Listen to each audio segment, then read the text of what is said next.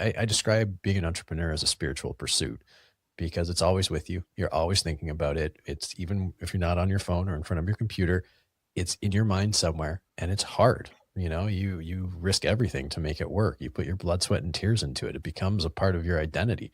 All that work to hit this payoff moment, the day you get that big check, right? And you get that big check, and for like an hour, you feel amazing, maybe longer. But for a short period of time, you feel amazing.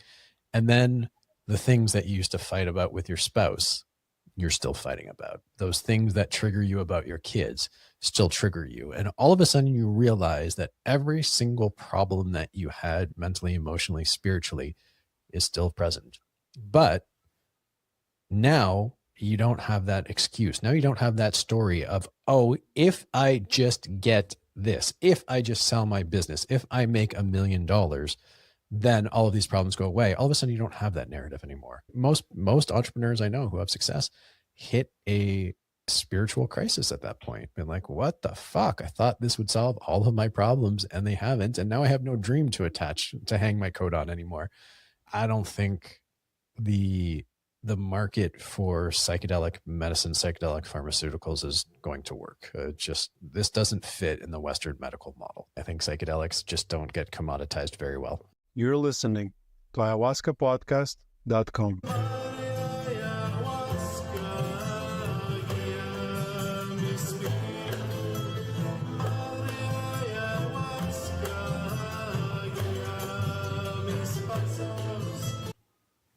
Hi guys, and welcome to Ayahuasca Podcast. As always, we do the host Sam Believ. Today I'm having a conversation with Ronan Levy. Ronan is a pioneering entrepreneur and a driving force in the modern psychedelic movement. As the co-founder and former executive chairman of Field Trip Health, Ronan held one of the world's first and largest networks of psychedelic enhanced therapy centers.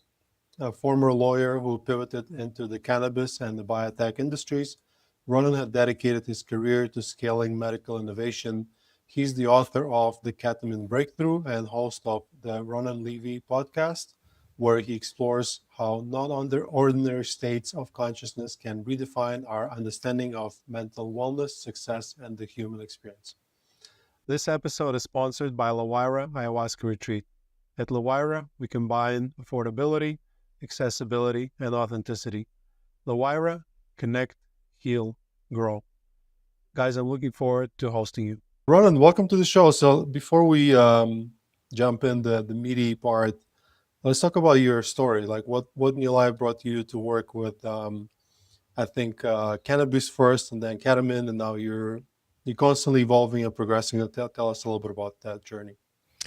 Yeah, I mean, it was an unexpected journey. I think when I graduated high school, I probably would have been voted the least likely to start a cannabis company and the least likely to start a psychedelics company. I was not entirely straight edge, but relatively speaking. I'm sure anybody who's done any work in the psychedelic space will have heard the common refrain from people of, I don't feel comfortable losing control like that. And I was certainly one of those kids, but I was also contrarian. I like to cause mischief and all that kind of stuff. And so I started my career as a lawyer, found it very dispiriting and terrible lifestyle. So quickly got out, went through a series of different kind of career changes, mostly within the practice of law. And then through that, I ended up meeting some folks who would become my co-founders in a company called Canadian Cannabis Clinics, who were exploring different entrepreneurial ideas and were considering one in the cannabis space. And they were hesitating on it. I'm like, why are you guys hesitating on this? When it comes to cannabis, when you think about business, the biggest question is, do you have product market fit? Does your product serve a need in the market that people are willing to pay for?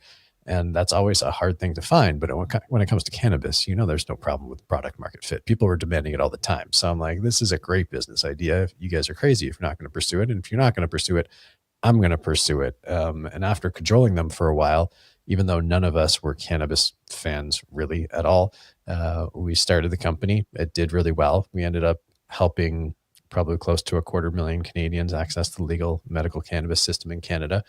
And through that experience, it shifted my perspective. Up to that point, when people talked about plant medicine, I always put quotes around it, air quotes around it, because I'm like, okay, if you want to get high, get high. I have no problems with that, but let's not call it medicine. Let's not try and whitewash it and give it some purpose that it doesn't have. But through that work in the cannabis industry, I saw that cannabis was real medicine, that plant medicine was actually real medicine. And it opened my eyes and it changed my perspectives. And after we left the cannabis space with this newfound open-mindedness to plant medicine, we just happened to have a conversation with a person who alerted us to what was happening within the psychedelic space. And at that time, this was kind of middle of 2018, and Michael Pollan had just published How to Change Your Mind. MAPS had been granted the breakthrough therapy designation for their phase 2 clinical trials for MDMA-assisted therapy. And the thing that really tipped me over was the fact that there were 4 or 5 stores online selling mushrooms, open web, not dark web, nothing along those lines. Just go www, and you could buy mushrooms in Canada. And at that moment, I realized the zeitgeist around psychedelics had changed. Just most people weren't aware of it. The collective consciousness had changed its mind, but it's taking a while to distribute that message. And so we went out, we got a gram of mushrooms, tried mushrooms for what was the second time in my life, but the first time where I was sober enough to actually appreciate what was happening and realize the potential. And so started doing a whole bunch of research, saw how not only could psychedelics have a profound impact on how we think about mental health, but for me, what was more motivating was how they could become a springboard for a lot of people to start exploring spirituality in our kind of world of nihilism and materialism. I had gone through my own journey to discover my own spirituality, and I saw psychedelics as being a really cool platform to help other people reach that. And so that's how I ended up in the psychedelic space and how we started Field Trip.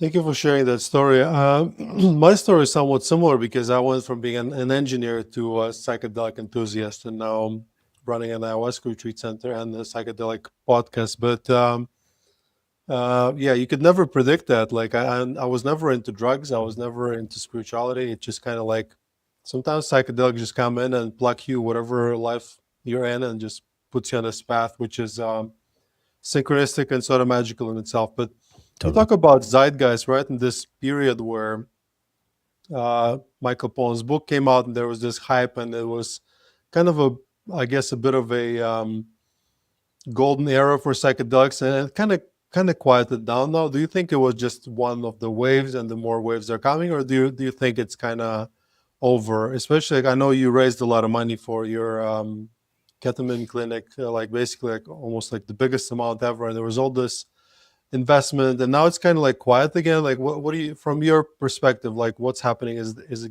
going to come again or not? I don't think there's going to be a wave of excitement as it was, but I do think it's in a much healthier spot right now. I think the wave, the irrational exuberance that happened was a combination of the fact that a lot of people, and certainly the initial investors in Field Trip, had made a lot of money in the cannabis space, which had its own irrational exuberance. And so they were looking for the next thing, right? And interest rates were still low, cash was still flush. People were chasing opportunities, and this had all the hallmarks. So I think that, plus the science being very compelling, and cannabis kind of rolling out around the world, people could see the chips starting to fall. And so I think that created an irrational exuberance. Where we are now, I've kind of got to the place where I don't think the market for psychedelic medicine, psychedelic pharmaceuticals is going to work. This doesn't fit in the Western medical model. Compass pathways and CMPS 360 might get approved, and we may see other psychedelics get approved. We might see MAPS and MDMA get approved. That would be wonderful. But at the end of the day, I look out, and for most people who are inclined to try psychedelics, you're going to have, and this is certainly what we experienced at Field Trip, you can look and you can be like, I'm going to go sit in a sterile clinic with a doctor and do it in that environment for an obscene amount of money. Or I can go to a very well-experienced, well-credentialed, psychotherapist who has led many people through these journeys for a quarter of the cost without the restrictions. And I just think that most of the people who are inclined to explore psychedelic in the medicine in the first place are going to go down the path of, I just want to do it my way. I don't really need a doctor when I have a qualified professional sitting beside me. And so it's kind of a long-winded way of saying that I think psychedelic adoption is going to continue to I won't say accelerate, but continue to grow. I think psychedelics are going to become a de facto normalized part of society, much like drinking a beer or having a glass of wine is. But I just don't see that irrational exuberance coming in such a spike that it'll just be a every day a little bit more people trying it, more people getting used to it, more people going on journeys, more people going down to South America on ayahuasca journeys, and it's just going to become a part of life. And I think that's exactly where it should be. Mm. It's like a market adoption of anything new, I guess. Yeah. Psychedelics are kind of new for our culture, and like but it happens in those booms and busts. I guess like '60s was one of them. I mean, it's somewhat different because for a period of time it was. It does happen that a new technology comes and then it gets banned and then it gets unbanned and then it gets banned again. So it's a bit artificially constrained, but it was another boom and bust. But I think, like from my point of view, I know that 8 billion people need it. So it's like the question is, what adoption is going to look like? We don't know. But you talk about as normal as beer, and I know you like to talk about, but alcohol is normalized, but it's bad for you. It's like kills people. My dad's an alcoholic. My grandfather was an alcoholic, and if I didn't find ayahuasca, I probably would also be an alcoholic. So, like, cannabis is a much better alternative. Psychedelics even better. So like, what do you think? It's some things that shouldn't be normal are normal, and some things that are normal are not really that normal. I think that's a fair assessment. You know, I don't cast judgment on alcohol. I think alcohol has done wonders for me. I was very much an introvert, and through the social lubrication that alcohol provided, I learned to be an extrovert. I'm still an introvert, but I've gotten over my Mm. fear of kind of social situations and talking to people and all that kind of stuff. I don't have alcoholism in my family, so I guess it's a slightly different context. But it's like, I don't know. I've come to the place of like, the world would be better off if we cared for each other, but also respected, the simple parable of mind your own damn business, right? Let people do what they want to do. Don't cast judgment. Be there to support them and help them as needed. And let's stop being so puritanical about telling people what they can and cannot do, and let people live their lives and learn. Obviously, I do come from a bit of an economic lens, which is when there's extreme externalities, when the costs of people drinking is not absorbed by the person who's drinking alone, then there should be some consideration about that. But I'm just way too puritanical. Even with the safety profile of psychedelics, everyone was like worried. I was like, well, if you take a laissez-faire approach to psychedelics, aren't some people going to get hurt? And I know I shock and offend some people when I say, yeah, and that's okay. That's part of life. That's part of living, right? Like nothing is risk free. Nothing is harm free. Nothing has ever been that way. And so when we try to reduce the risk to nearly negligible, all we do is create alternative consequences. And we can see it with the war on drug, generally speaking, is that okay, so you banned all these drugs. It didn't stop people from using it. As a result, what we have now is a whole bunch of drugs laced with fentanyl because instead of just normalizing it and giving people access to it, whether they want it or not, you force it underground where there's actually no constraints, no controls, no safety standards. So I think,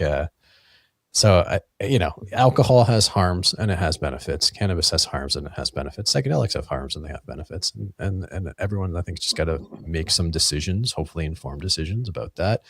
And I think as a society, we just need there, instead of trying to puritanically ban things, provide more support for people who need help when those bad things happen. Yeah, definitely, or at least like get it to the balance where like if alcohol is legal, then like so should be cannabis, right? And that's kind of already happening. And but yeah, everything is dangerous. Like I'm drinking water, but if I drink now, just sit down and drink 5 liters, like that could kill me as well. So you have to Totally. be kind of trust people that they can make their own decisions and educate them. Because I kind of like that model where you're an adult and you have your body and you can choose what you want to put in your body or what you want to do with your body without all the gatekeepers. Yep. um, you And say that. just on that note, like, and I recognize that that's not a perfect model, that some people are going to be hurt. If you're an alcoholic father, it's going to have an impact on your spouse and your kids. That's true. And we should take steps to mitigate that harm. But I don't think we should be saying, no, you can't drink it. Alcohol is bad, right? That's kind of Yeah. where I land. Sorry, I interrupted your question. No, no, it's a good interruption. But so I had, for example, I probably have about a beer or two every week, right? So I'm not like a prohibitionist, and it's Yeah, nice when I do so. And I understand, like, my dad became an alcoholic because there was a certain moment in his life where the emotions were overwhelming and he wanted to run away from them. So he found alcohol because that was the only thing available in Soviet Latvia, right? yeah, I have had moments like this in my life where I was like, I know it's too much. Like I need some external help, but I had better tools. Like, I mean, I had ayahuasca, I had yoga, meditation, I had therapy, I had coaching. It kind of did not exist back then. So it's like, as long as you provide people with the tools to choose from, it's kind of like this mice paradise experiment where they put the mice and they gave them cocaine. They would keep pushing that lever, or was it rats? But then they gave them like a perfect place where they could be happy, and they stopped pushing that lever because now they had options. Like, I right. can do cocaine, or I can go hang out with my buddies. So I Yeah. don't know if you have any thoughts on that. Listen, I think that's reflective, and it's like, okay, even if the rats go back, and every once in a while hit the cocaine, as long as we find that balance, right? It really is finding, the great Buddha, everything in moderation, including moderation. So, it's people will learn, people will adapt, and if you give them tools and information, and a safety net, if they screw up, then it's an imperfect outcome, but I think it's the best possible outcome, rather than trying to deny everything that can contain a potential risk. Or, right, I mean, we see it happening in Oregon and Colorado, which is like, none of those service centers are being really profitable. None of them are successful because people are like, yeah, I could spend a fortune and go to a service center. I could go over here where I don't have all the constraints or the expenses and have just a good experience. And I saw it with the cannabis rollout in Canada.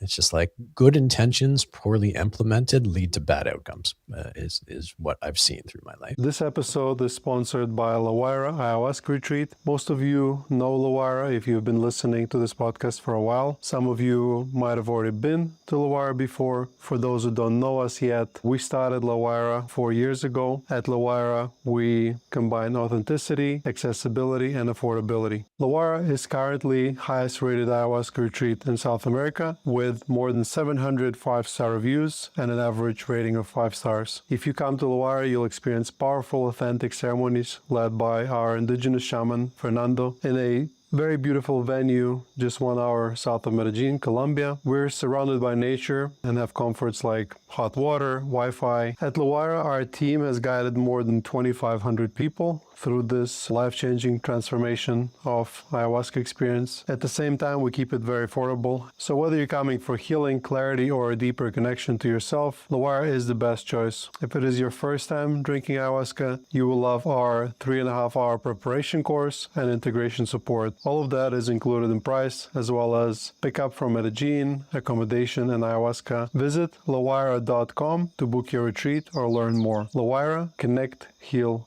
grow. LAWAYRA.com. Yeah, I think in Canada, what happened was cannabis was legalized, but the legal model was so complex that people still kept buying it from the street. Is that correct? By and large, yeah.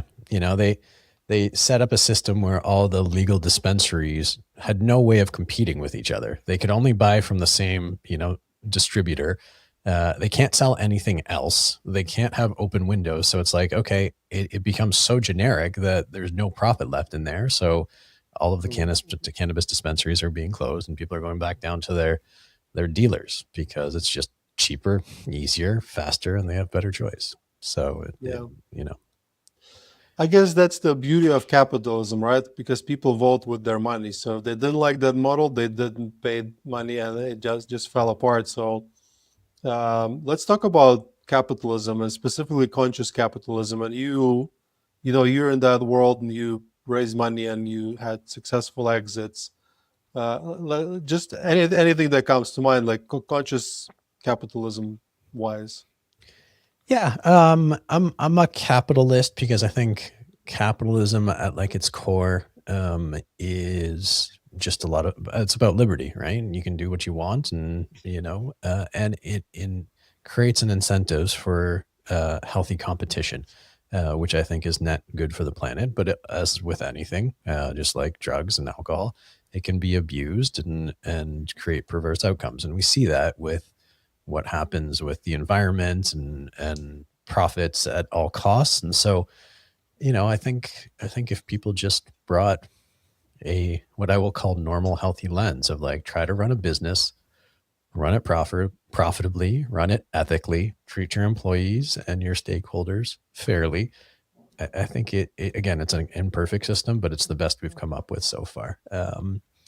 And again, it's like I think people just need to respect their values, and for some people, their values will be the shareholder model, which is like I believe in the shareholder model, which is accumulate as much wealth as possible for me and my shareholders, and that's okay. If that's everybody, then I think we see what happens with it. That doesn't work, but I think most people I know in business are ethically motivated. We just have a legal construct right now that doesn't support it. So I think we just need to hopefully someone will examine the kind of corporate ethics laws and just say, and we see that now a little bit with B Corps and all that kind of stuff, where shareholder maximization doesn't have to be the only goal. There should be other goals that are allowed that are perfectly consistent with the success of a business. So I think we're getting there. And I think most people are waking up to that fact that unconstrained capitalism leads to bad outcomes. Yeah, so it's something that I think about a lot because obviously I'm in the business, but it's a spiritual business, right? I run an ayahuasca retreat, and it's one state is on one side, you drink ayahuasca and you're spiritual, and you want to basically give this experience to everyone for free.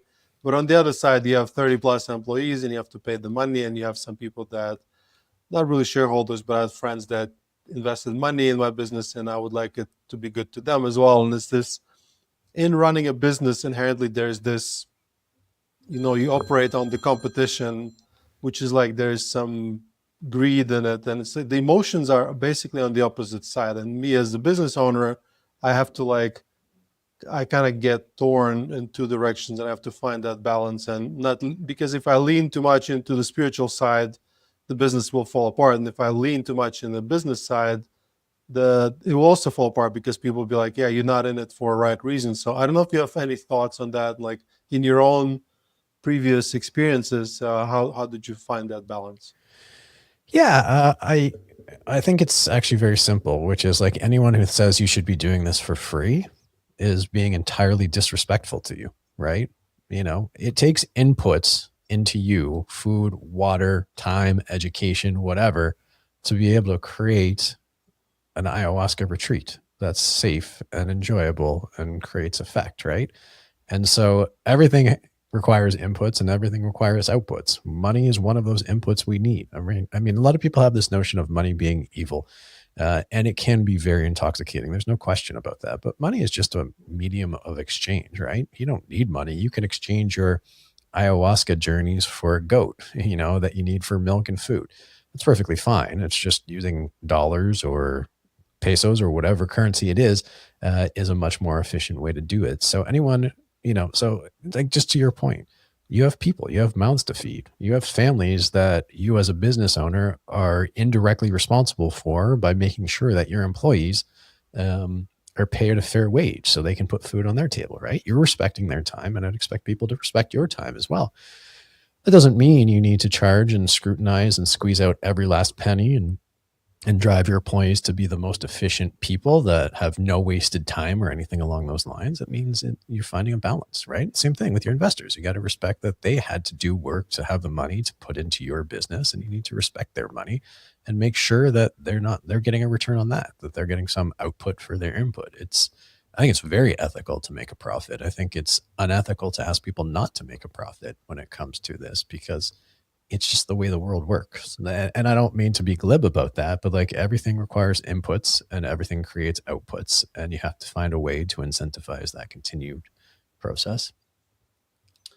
I like your idea about charging in goats. I think it would be better than US dollar because dollar keeps dropping in value. Like this year, dollar dropped against peso by 25%, Did it? which Okay. means that all of a sudden, and we earn in dollars and we spend in pesos, all of a sudden we have 25% less money without doing anything wrong. Yep. And so now we need to increase the price just to keep up. And people don't like because when you increase the price in spiritual space, it's like, oh my God, you're greedy. Like, what is wrong with you? Yeah. So yeah, I'm changing my price structure to goats. Two goats for a retreat. Do you have any goats? I don't, but I think I can dig up one or two. So let's we'll Yeah, start trading in goats. But yeah, exactly. Life is complex. I think people I think in some ways life is very simple. In other ways, life is very complex. And running a business is very complex. And anyone who has never started a business, I don't think appreciates just how difficult it is and how ongoing it is.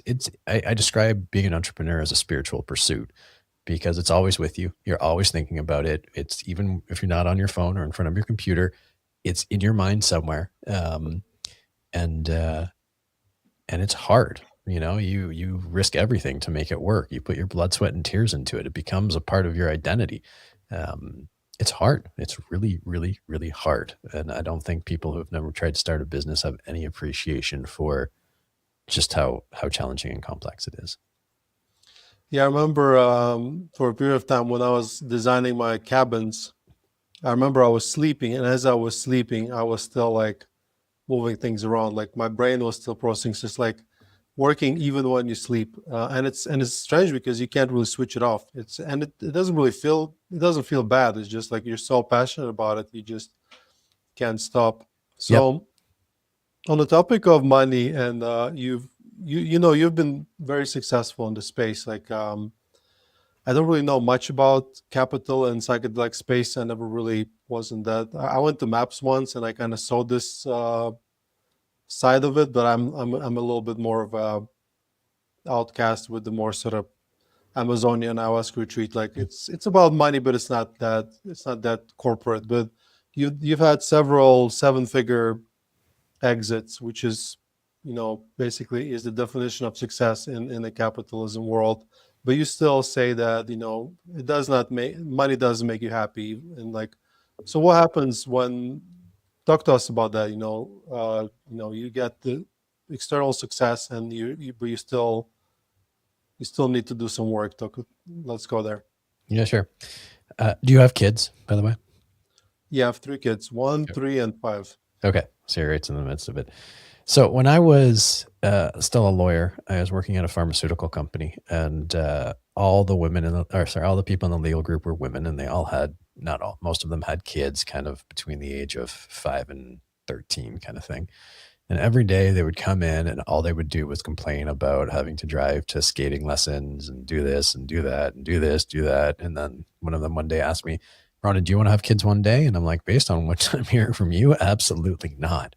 And they're like, oh, but it's so worthwhile. When you see your kids skate for the first time, it makes it all worthwhile. And I'm like, that math simply does not compute. And like, there's just no way that makes sense. And then you have a kid and you understand, right? And all of a sudden you're like, oh, I get it now. I draw that analogy to like business success. And what I've seen consistently is, everyone tells you that money doesn't make you happy. It's written into songs. It's everywhere. Money doesn't make you happy. Money doesn't make you happy. And notwithstanding the fact that everyone understands it logically, intuitively, just like having kids, you don't get it until you have money and then realize it never makes you happy. It does provide elements of happiness for sure, but what happens when you have a degree of success, when you achieve some degree of, say, like monetary freedom, you come to a place where all of a sudden you've worked your ass off to start a business, you blood, sweat, and tears, years, lack of sleep, missing your kids, not being present, etc. All that work to hit this payoff moment, the day you get that big check, right? And you get that big check, and for like an hour, you feel amazing, maybe longer. But for a short period of time, you feel amazing. And then the things that you used to fight about with your spouse you're still fighting about. Those things that trigger you about your kids still trigger you. And all of a sudden you realize that every single problem that you had mentally, emotionally, spiritually is still present.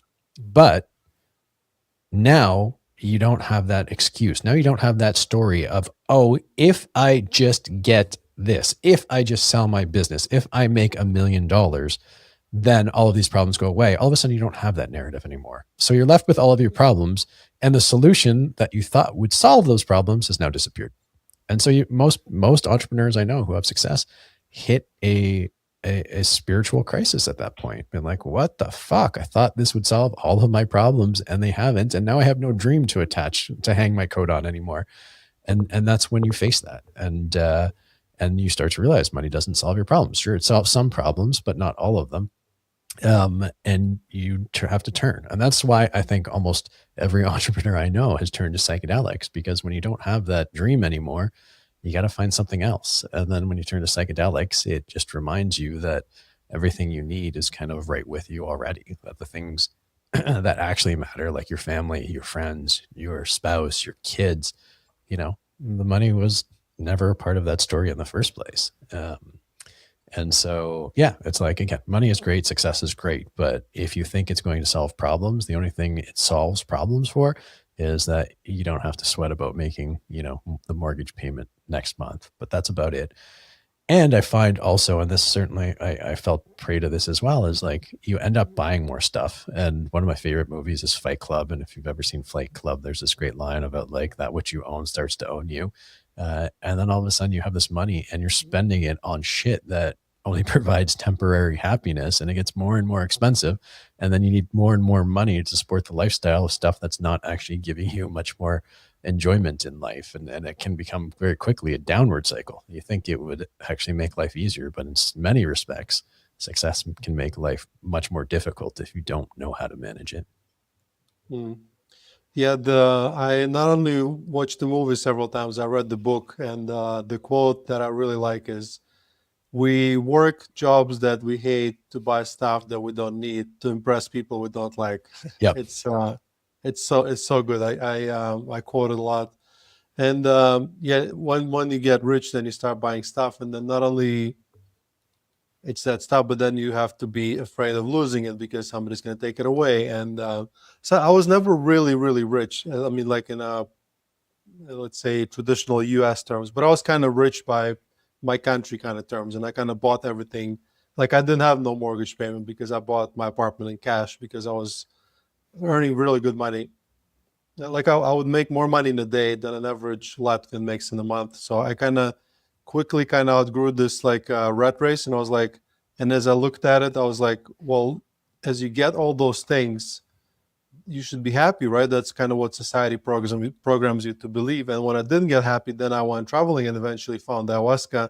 And then I had a period of time where I settled down, and I didn't have a lot of money, but I had enough money to never work again and basically live a very humble life. So like an early retirement. And what happened to me was all of the, because of not having to constantly survive and not being busy, all of my thoughts and my traumas and my stuff caught up with me. And I became really, really depressed. And that's what really brought me deep into ayahuasca. So I kind of logically understand it, but still sometimes like I find myself like, it gets too busy. Like it's too many problems. I was like, I should just sell this retreat and just do a podcast, or like, and I feel that, yes, if I get rid of all those problems, then I could be happier, even though I know, and I've met so many people, like I've had friends that had 8-figure exits and they still were pretty miserable. Just like is there, philosophically speaking, it's like I believe the life is a game that's uniquely rigged, so you cannot ever win it, because if you win in a game, you switch off the computer. So it's like there are aspects of life like money or spirituality, or for men specifically women, and for women men, that you just can't solve, because if you were to be able to solve it, then you would lose interest anyway. I don't know if you want to go there.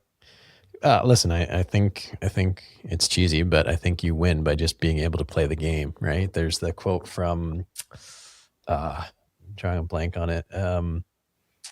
a scientist, I think it was Richard Dawkins actually, who said, "We get to die, and that makes us the lucky ones." And and so like just being alive is kind of winning. And then there's a quote from my favorite author Tom Robbins who says, "Give me life, all of life, the miserable as well as the superb," which is, if you can anchor yourself in a belief that this life is just to be experienced, maybe you're supposed to learn something on a higher spiritual level.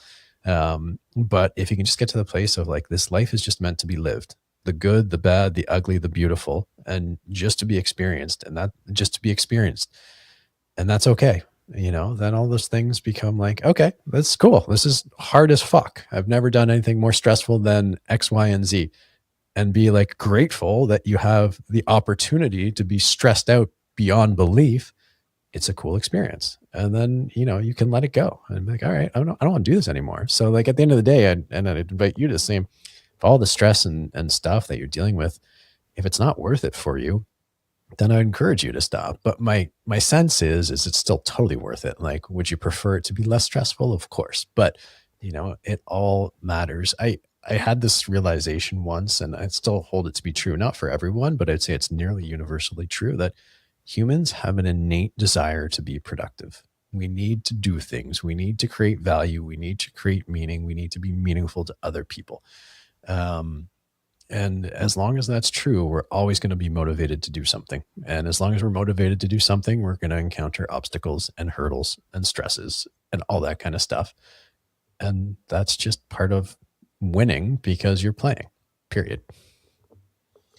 Yeah, no, I never really considered seriously giving up. It's not even an option in my sort of preset, but I'm just being open about that. Thoughts do come into my mind. Like you said, this illusion of like, oh, if only I could run away and have an exit, and it's like all the problems would go away. So, but Yeah. no, I can see through it, and I do believe that I embody that. Like, oh, here's another issue. Okay, I'm like, what's universe trying to tell me? What's my learning in it? I am really there, but it doesn't make it any easier. So True. it's It reminds me of Oprah, who has this quote of, "Everywhere you go, there you are." And it's easy to it's more easy to contextualize that in the context of relationships. Of relationships are hard. Falling in love is easy, but standing in love is hard. And then when you get to the point that you realize whatever issues you're encountering with your current spouse, you're going to encounter them with whoever the next person is, most likely, because it's not their problem, it's your problem. It makes it a lot easier to stand in love, be like, oh, I could end this relationship, I could seek divorce, but the next person is just going to, like, the same problems are going to come up, because it's me. And so just being aware of that, all of those things that we don't like are within us, and then we have full capacity to change them or not, or work through them, it's quite liberating, actually. yeah. Till you kind of learn the lesson, it will just keep repeating itself, and then once you learn it, the new lesson comes out, and it's a never ending process of learning. I guess that's kind of Yep. the way life was designed. So let's go back to talking about psychedelics, and like you became quite an expert in cannabis as well, and then ketamine. So let's talk about like similarities and differences between cannabis and psychedelics. Uh, in what context? We can talk about it from the use context. I know we talk about like cannabis as a product and psychedelics as a service. We can talk about it from business context, like how different it is in adoption. Any way you want to take it. Sure.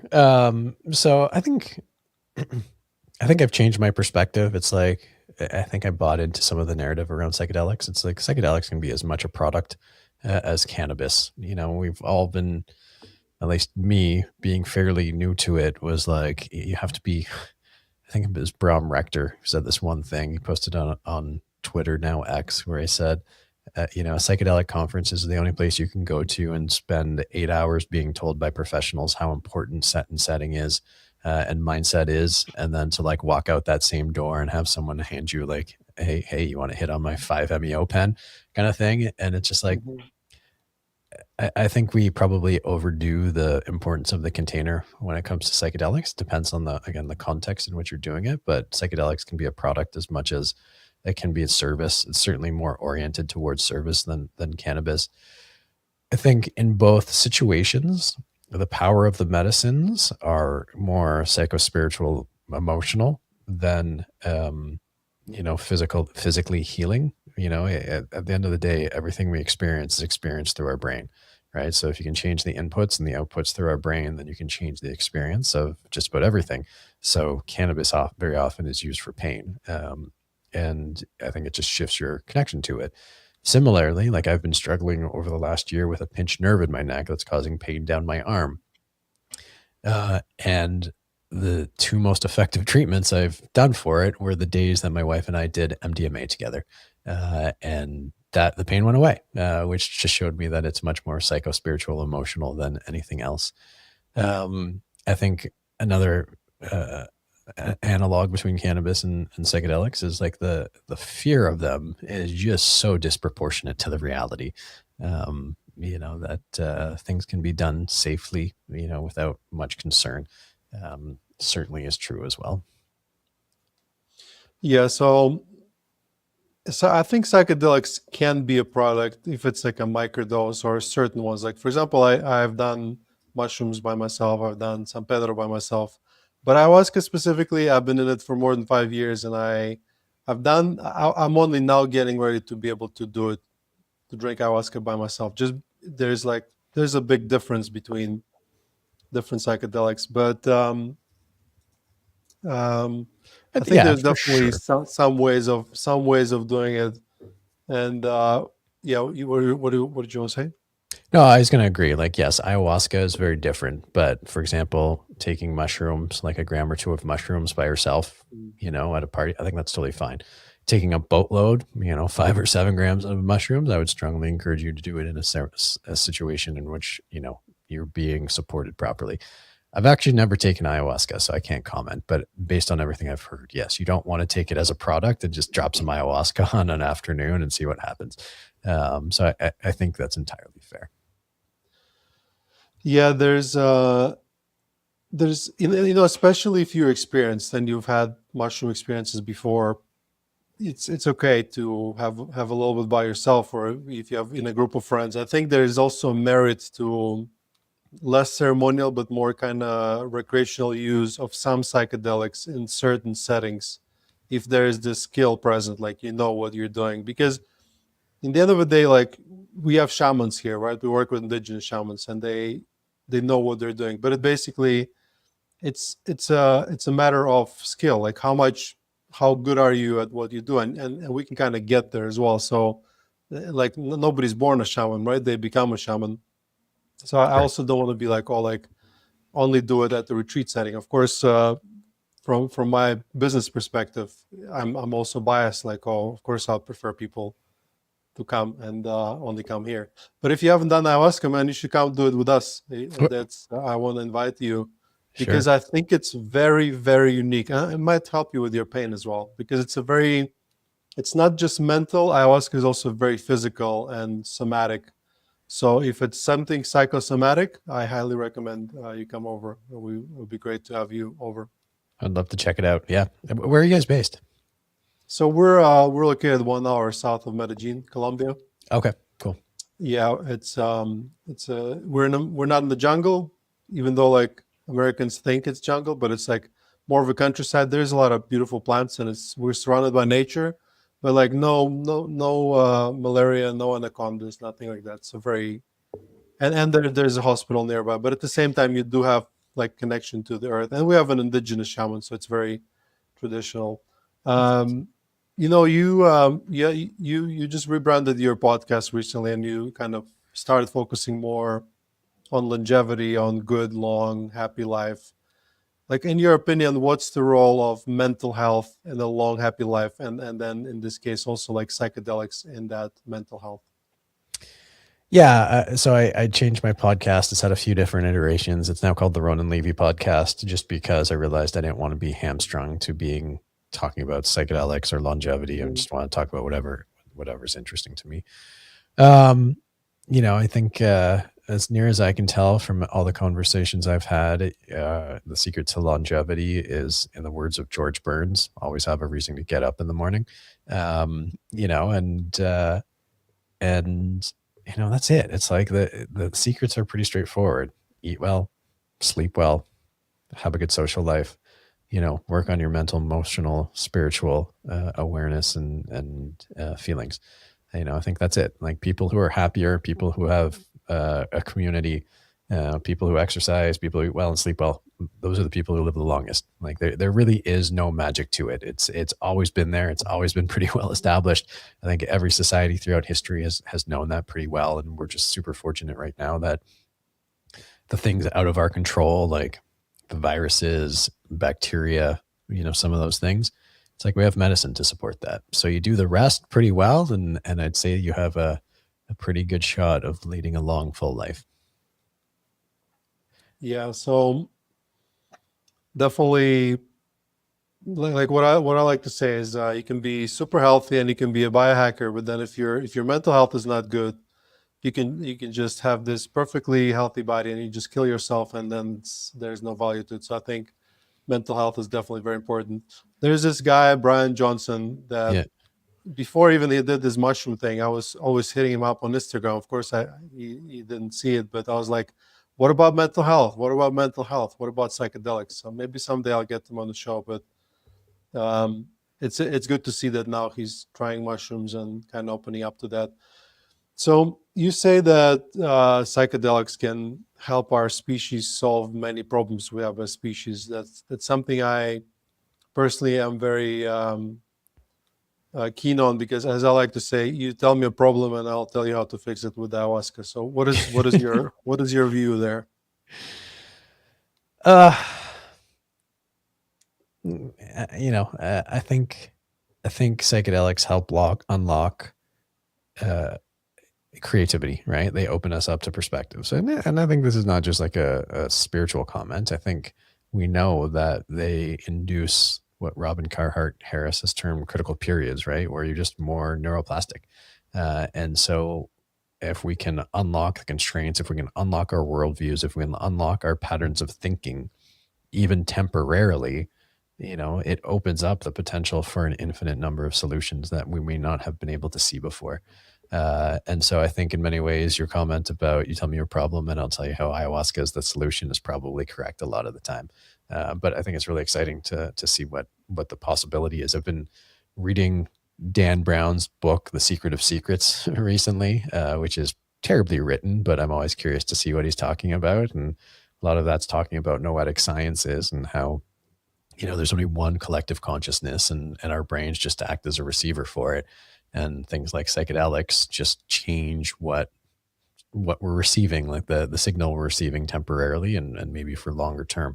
And I think that's probably true. And it just helps us access things that were inaccessible before. I think it's definitely one of the fastest ways to change that collective signal to be a little bit nicer. Yeah. But obviously, we're not there yet. We're quite far from it. I mean, I'm very excited about future, and I think, if not saying that ayahuasca is going to fix everything, but it could be that psychedelics could be that catalyst for people to then start doing other things and actually changing, because that's what it did to me personally. And talking about the future, like, what are you most excited in, from your perspective, like, more business oriented? What do you see, like, exciting patterns or trends in psychedelic industry that you think are going to be very profound in the future? In the psychedelic space, Uh-huh. um, from a business perspective, I think the recognition that this doesn't scale, that this is just, peer to peer, mostly, not entirely peer to peer, but it's not designed for, it doesn't support or work within a corporate context of scale, that it's more community driven, and is the way it's going to evolve. And I think that's probably the right way for things to happen. So psychedelics have successfully resisted being bastardized by, like, corporate like the negative of the capitalism, like, oh, like profits. So is that what you're trying to say? I mean, I didn't know it was a conclusion already. I'm betting that's the way it's going to end. I think psychedelics just don't get commoditized very well. I think as people start to explore psychedelics, they realize the context of big scaling corporate conglomeration for it is not the place for it, Mm. as much as people may try. So I think that's where we So end. I think wonderful that Compass will get approved for psilocybin and other psychedelics will get approved, but I think the business, maybe those will be successful businesses, but this business will scale regardless of that. It'll grow. I won't say scale, but it'll grow. If you want to find me, my website is ronanlevy.com, RONANLEVY.com. I'm on Instagram at Ronan D as in David Levy, Ronan D Levy, and on LinkedIn and all that kind of stuff. And just in the process of launching a new company called Fun Loving Company, where we've developed a legal, natural formulation that mimics what we say is like a half dose of MDMA, and soon to be launching that. So if you're interested in that, follow We Are Fun Loving on Instagram is the place to find that. thank you, Ronan. Thank you for the episode. Guys, you've been listening to Ayahuasca Podcast. As always, we do the host, Sam Believe, and I'll see you in the next episode. I hope you enjoyed this episode. If you'd like to support us and psychedelic renaissance at large, please follow us and leave us a like wherever it is you're listening. Share this episode with someone who will benefit from this information. Nothing in this podcast is intended as medical advice, and it is for educational and entertainment purposes only. This episode is sponsored by La Huayra Ayahuasca Retreat. At La Huayra, we combine affordability, accessibility, and authenticity. La Huayra, connect, heal, grow. Guys, I'm looking forward to hosting you.